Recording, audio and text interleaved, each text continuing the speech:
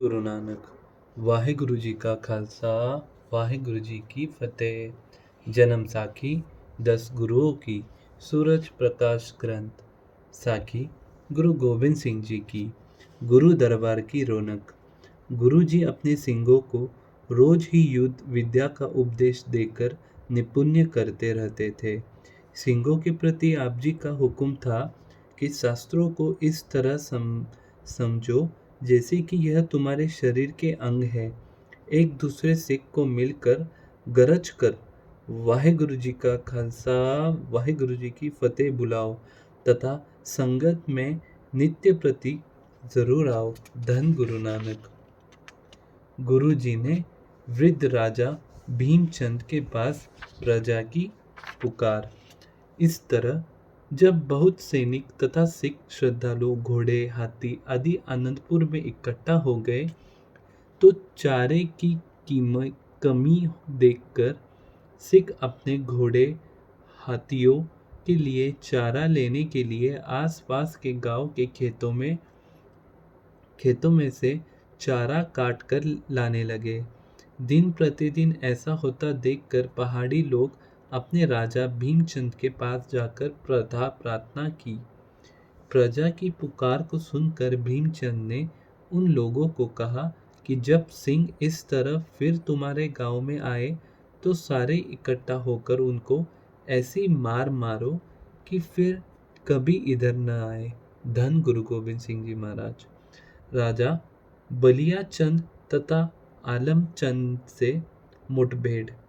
तदुपरांत जब एक दिन गुरुजी रंजीत नगारे के ऊपर चोट लगाकर अपने योद्धाओं के साथ जंगल में शिकार खेलने गए तो सिंहों के जयकारों तथा बड़ूकों के चलने से जंगल में बड़ी हलचल मच गई।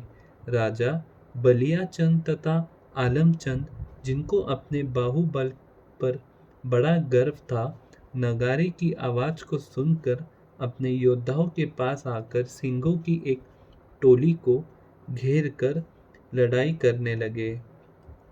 इस मुठभेड़ में जब कुछ सिंह शहीदी पा गए तो एक सिंह ने घोड़ा दौड़ाकर गुरुजी को बताया कि पहाड़ियों ने कुछ सिंहों को घेर में लेकर शहीद कर दिया है। बाकी के सिंह मैदान छोड़कर जाने वाले हैं। इस समय यदि हमारी हार हो गई तो हमारा यह रहना कठिन हो जाएगा। अपने सिख से यह बात सुनकर गुरुजी ने एक ऊंची जगह के ऊपर खड़े होकर पहाड़ियों के ऊपर 5 तीर चलाए। तीरों की सरसरती हुई आवाज से असंख्य गुप्त फौज खालसे के साथ आकर पहाड़ियों के ऊपर तीरों बंदूकों के वार करने लगी, जिससे पहाड़ियों के मुखी बलिया चंद तथा आलम चंद दोनों ही बुरी तरह घायल होकर पीछे चले गए तथा उनके सैनिक भी बहुत से आदमी मरवाकर मैदान छोड़कर भाग गए। तदुपरांत गुरुजी ने अपने शहीदों को इकट्ठा करके उनका संस्कार कराया तथा घायलों को आनंदपुर ले जाकर उनकी मरम्मत पट्टी करवाई। धन श्री गुरु गोविंद सिंह जी महाराज। शाही सेना से युद्ध। इस तरह मार खाकर अपनी हार हुई देखकर पहाड़ी राजाओं ने परामर्श करके अपना एक वकील दिल्ली के सूबे के पास भेजकर शाही मदद मांगी।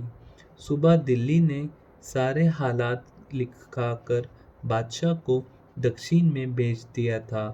राजाओं को कहा कि बादशाह का हुक्म आने पर तुम्हारी सहायता के लिए शाही सेना भेजी जाएगी। धन श्री गुरु गोविंद सिंह जी महाराज। पहाड़ी राजाओं ने औरंगजेब से सहायता मांगी। धन श्री गुरु गोविंद सिंह जी महाराज। वाहिगुरु जी का खालसा वाहिगुरु जी की फतेह।